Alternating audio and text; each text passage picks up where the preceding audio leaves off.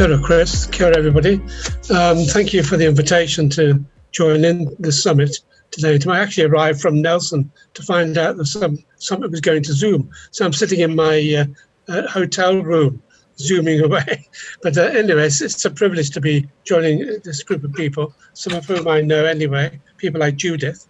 And Judith and I have met on several occasions in several events we've been at. As you said before, I had this catastrophic health issue in 2005, and I've had to focus on my walking very, very clearly. And my wife is a retired rehabilitation nurse specialist, and she's been so wonderful in getting me walking again, and not just walking per se, but the quality of walking as well. And we're still doing exercises today to try and improve myself.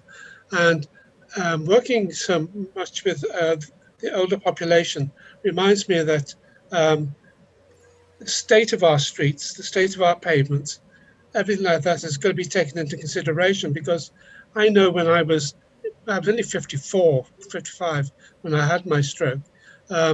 If a pavement stone had lifted by, say, a centimetre, I could go over very easily.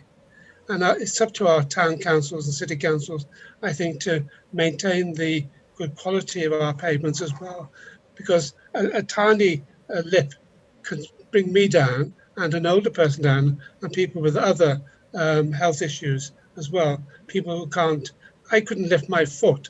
I still have to wear a brace on my right ankle to help to bring my foot up. And because I didn't do that naturally, my brain wasn't telling me to do it, I was assuming that the pavements were all going to be flat. But I've come to realize that so many are not. Last week, I took our little dog for a walk around an area near the airport in Nelson called Monaco. And that pavement was all tarmacked. There wasn't one stone anywhere. And I suddenly found myself walking quickly because I was walking with great positivity doing that. And I thought, well, that's a lesson which I'll take with me. So yes, to learn to walk again for the good of my health has been an important thing for me.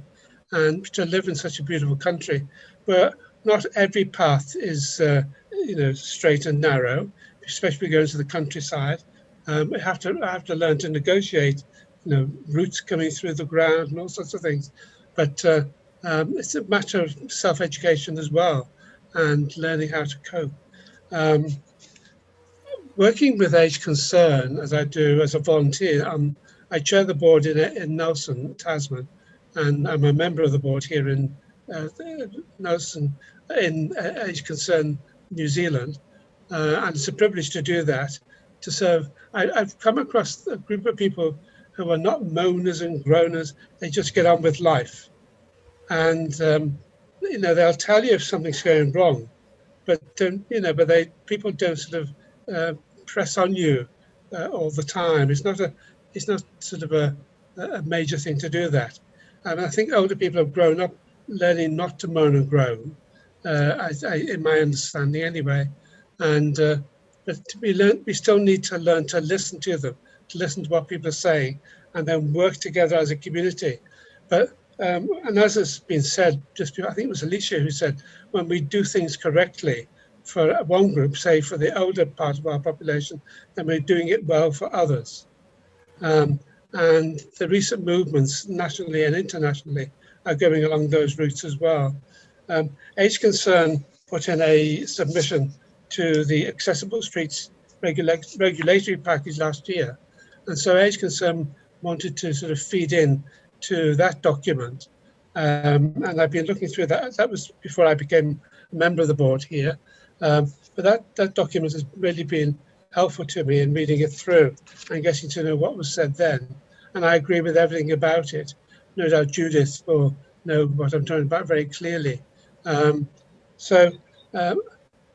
I've found today fascinating sitting here in my hotel room with a group of people who've got the well-being of our society at hand. We're not sort of people I've discovered are not sort of people here with a bit in their teeth. People here seem to be genuinely concerned about making our life today in our towns and cities and villages a happy and a constructive event. And I want to say thank you for all the ideas you shared with me today, which I'll take back with me and feed into my organisations. I just think it's wonderful to know that this level of thinking is going on, but something which really should be a natural extension of our lives, walking around our towns. It's changed a lot over the last 150, 200 years. That's so true.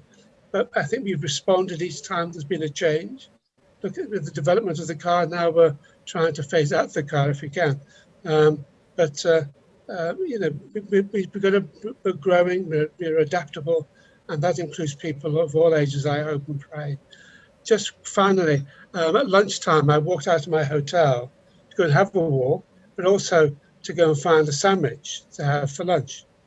And of course, my eyes were opened after hearing things being said this morning, and I saw so many scooters blocking the path and narrowing the footpath down to just wide enough for one person to get through.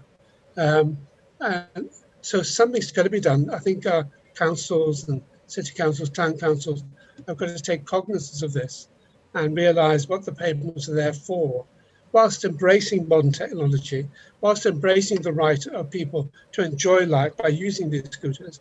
We must find a solution so that we can all work together and respect each other in our towns and cities. So good on you in the Walking Summit, and thank you for the privilege of being a part of it today.